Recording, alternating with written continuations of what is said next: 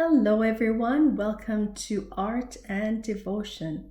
And today we'll be working in the Illustrated Journaling Bible, the one I have from Dayspring, as well as I'm working on the cover sheet of Joshua.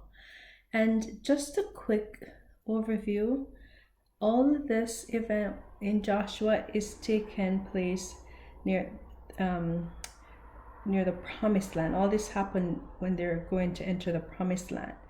And the promised land is known like the area where Canaan is, and that is basically where the nation of Israel stayed.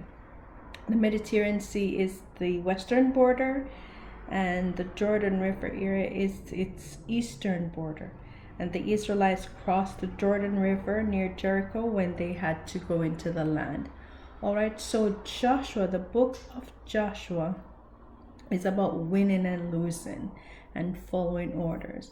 In order to conquer the promised land, the Israelite, they had to do a series of winning the battle, losing the battle, following the Lord, listening to the Lord from Moses' time until Joshua. So it's just a reminder to me that even though something is promised, we have to learn to be patient, still follow the Lord, not just, oh, I have it, I'm blessed, and that's it. I'm going to go my own way and do my own thing. But we have to learn to depend on the Lord to fight with us and fight for us. And the more we depend and rely on the Lord, because He holds our life in His hand, there's none of us that can wake ourselves up in the morning or in the nighttime or any period of the day. It is the Lord who has control over that.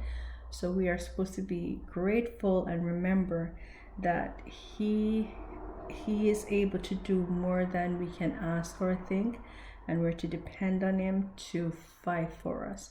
So keep praying, keep reading, keep believing, keep trusting, and know that the battle is already won when we put our trust and depend on God Almighty.